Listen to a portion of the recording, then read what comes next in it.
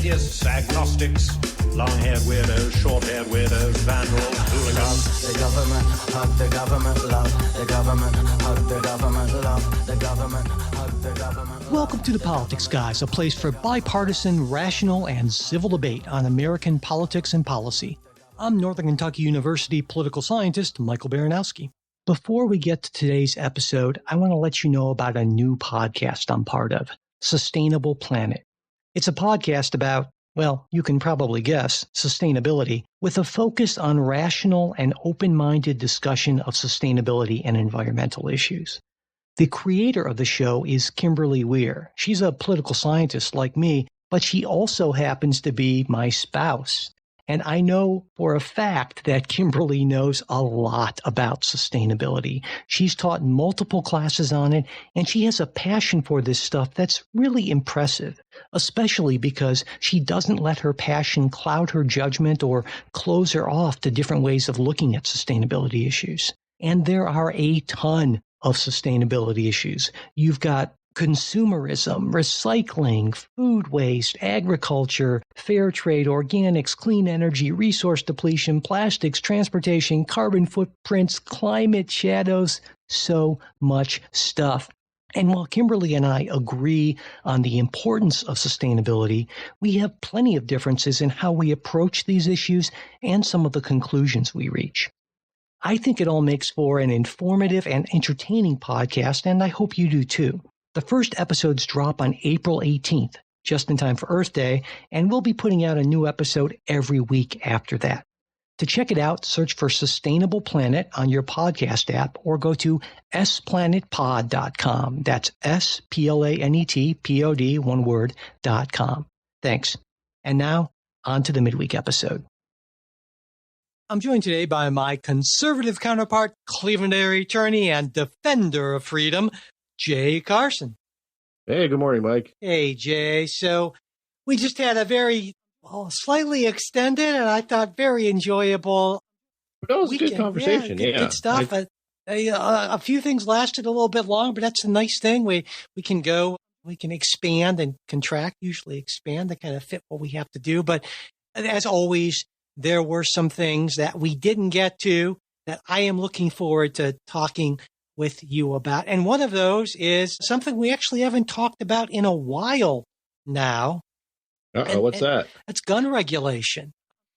Not too long ago, the Biden administration announced a regulation that would close what's often called the gun show loophole. And that's, for folks who don't know, allows people to sell firearms outside of basically brick and mortar gun stores without running background checks on the people who want to buy them. And this new rule or new rules, which would take effect in 30 days because they're final rules, assuming there are, of course, no legal challenges that result in some nationwide injunction by some, wild judge.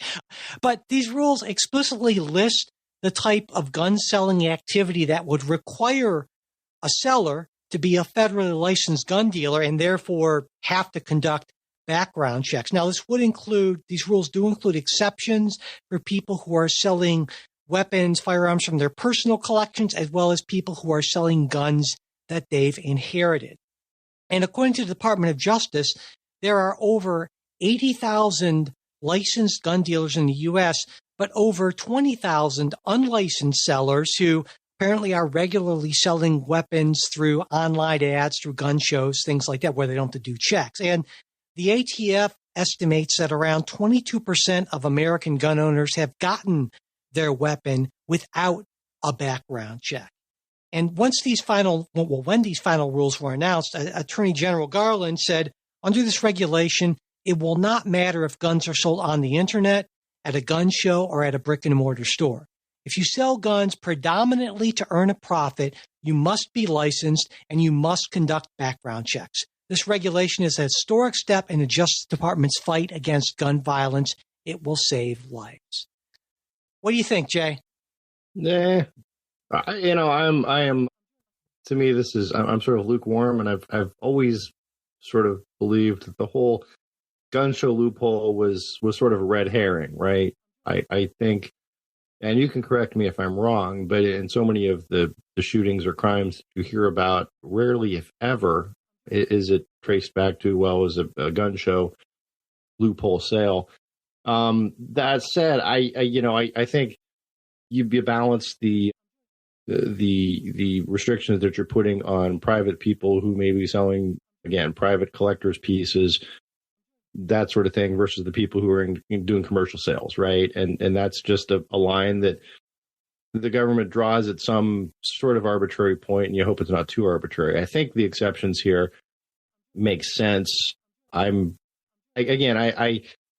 I'm saying is I think this is a largely symbolic move in any event.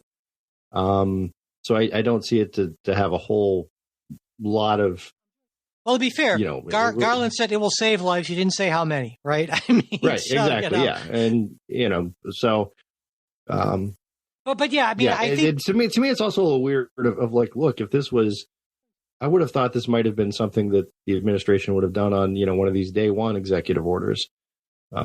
It does seem pretty straightforward, because also I think, as you, I think, alluded to at least, there's in a way a market-based, almost conservative case to be made for this, because it essentially creates an even playing field, right? If you shouldn't get special treatment just because you're selling your guns online. Right. So people who go through all the hassle they need to go through to get an FFL, shouldn't be undercut by people who are essentially commercial sellers.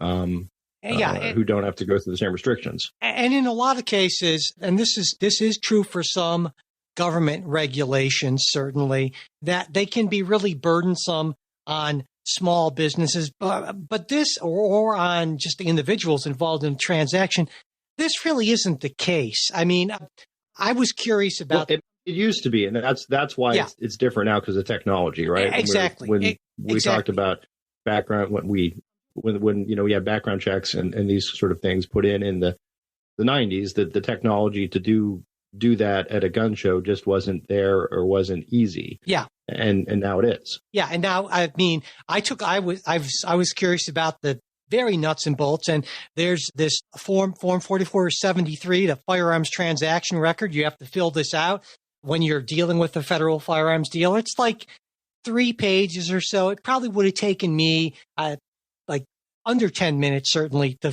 fill out. And then you fill that out. The dealer sends in the thing to the instant criminal background check system. Usually it takes a minute or two. And also the law is that if for whatever reason a determination on whether or not it's okay to sell to this person can't be made within 3 business days, you can legally complete the transfer. So in the vast majority of cases, this is not, as it is with some things, a substantial regulatory burden, basically, right? So, but yeah, I feel like this is a reasonable, I hate the word common sense, but I'll say, pretty straightforward sort of thing that, yeah, I guess I'm wondering too why the administration maybe didn't do this. Well, they had other things going on. Well, I could float a theory, right? And one is that they've loved flogging the gun show loophole for forever, right?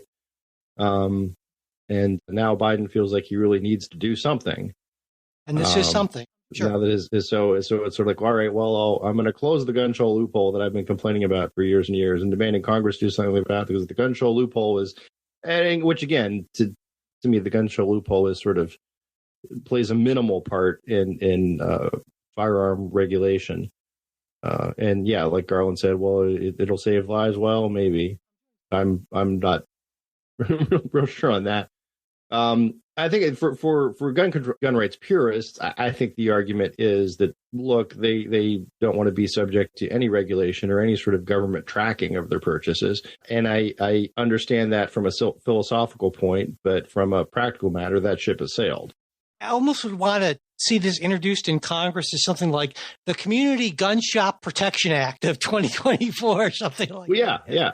Because that, obviously, but anyway. So, but yeah, I think we largely agree on this, is that, other things being equal, I can see where the benefits outweigh the costs on this. Pretty straightforward thing. And so yeah, now I want to move from this to a different kind of regulation that maybe we'll have a little more difference on. Okay. So, Jay, I don't know if you're a table saw guy.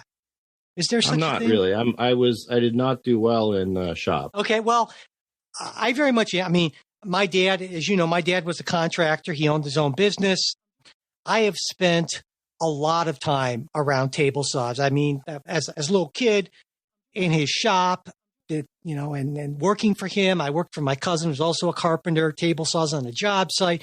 And so one thing I learned about table saws is table saws are dangerous. In fact, one of the things my cousin taught me, who liked to play interesting little practical jokes, is I didn't know that table saws could kick back wood on you. And he designed a little experiment unbeknownst to me where I got a big piece of wood kicked back on me because that was the way we did things back in the day. Anyway, so I emerged bruised and everyone else had a good laugh at my expense. But they can be pretty dangerous, right? And I didn't really appreciate how dangerous they could be until very recently when I saw some data on table saw related injuries.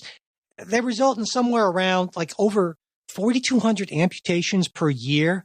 And that is more than 16% more than all of the other amputation injuries tracked by the Consumer Product Safety Commission combined. So, I mean, these things are cutting off fingers left and right here, right? And now there was an attempt to mitigate this. Back in 2010, the industry, the power tool industry, the people who made table saws said, well, we will agree to these voluntary standards about blade guards. And this is a common thing that industry does when they're worried about being regulated. They say, well, hey, we'll self-regulate. Don't worry about it. But the problem with these blade guards, and those of you who use table saws will know what I'm talking about, is they guard the blade, but they also, therefore, make it really harder to see your cut line. And so almost everyone I know, the first thing they do when they get a table saw is they take the blade guard off because it makes the table saw much less useful. And so, of course, not surprising, since this standard has gone into effect, we've seen no reduction in table saw injuries because people just take them off, right? But there's a better way. Over 20 years ago, there was a technology that was developed that basically can tell when flesh, any kind of flesh, is almost in contact with a blade through like an electric current, and it almost instantaneously will stop the blade, turning, what could have been an amputation into what maybe a minor nick sort of thing. And there's only one company, SawStop, that sells a table saw that has this. And because it has a key patent behind the technology, other companies haven't been able to offer their own version. But of course, this comes at a price. These SawStop saws are something like a couple $100 more for a basic comparable model. So now the CPSC has said, well, maybe we want to do something about this. They proposed a rule that would make SawStop-like brakes on these blades mandatory in all new table saws sold in the U.S. And SawStop has said, we will allow our technology to be publicly used. Yeah, this is a good thing. We're all for this. Well, of course they will. Right. Well, they'll help them. When you say publicly used, whoever's using it would obviously pay them a license. Well, they said they would make this, they would put this into the public domain, basically. So they would not they would release their patent, this patent into the public. So no, they would not get a licensing fee for this. Right. And according to the government's analysis, the net societal benefit for these new rules would be roughly $3,000 for each new table saw sold. And this takes into account medical bills, lost income, also pain and suffering. This benefit compares to an increased cost of somewhere between, I don't know how they got this specific, but between $338 to $1,210 for each new saw, the new safer saws. But even if you want to zero out the cost of pain and suffering, the societal benefit still amounts to an average of $900 per saw sold. So the cost benefit suggests that, well, this is going to lead to a lot less costly and painful finger amputations and ER visits, and this is going to be a net benefit. And honestly, again, for me, I'm a regular power tool user. I'm the son of a carpenter who had a mangled finger because this technology didn't exist in his day. I think this is a good proposed regulation. Jay, what do you think? I look at this and there's always this thing on the left of anything that is salutary or seems salutary must be made mandatory. And I guess that's my problem is, if this is such a good idea, why does the government have to dictate it? If they're going to offer the patent for free and other companies can use it for free, why wouldn't they just do that? And it would be in their interest to do so because they're selling a safer saw, which presumably more people would want to buy, as opposed to, I mean, no one advertises as the look, we're the more dangerous saw. There's the flaw in your logic right there. The flaw in your logic is that people we know underestimate their ability to avoid injury. Because for the most part, if in my dad's daily life as a carpenter, he made on average hundreds of cuts probably every day with a table saw, or at least, maybe 100 cuts. I don't know, depending on the kind of job we were working on. And in almost all those cases, 99 point whatever percent, even thousands of cases, there wasn't a problem, right? And that's the thing. It's with repeated usage. And so people might think, well, it's the percentage, right? They're more likely to get this injury isn't the more use it. necessarily geared toward the casual user who will occasionally use a table saw. It's, and I've had this happen. You're rushing to finish a job because you have some jobs that are piled up and you've got this other job on Friday. You got to get the cabinets made or what have you, the wood cut.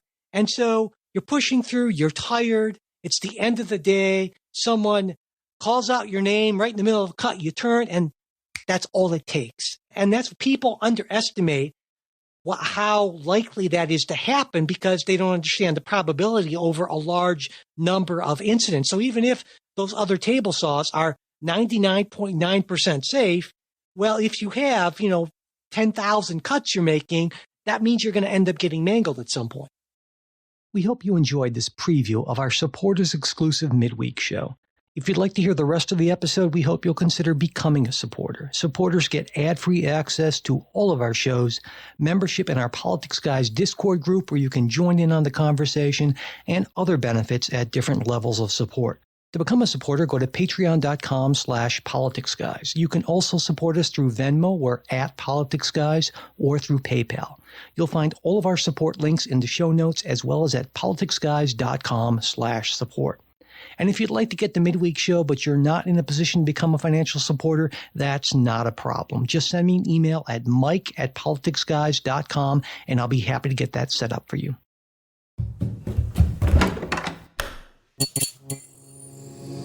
This podcast is part of the Democracy Group,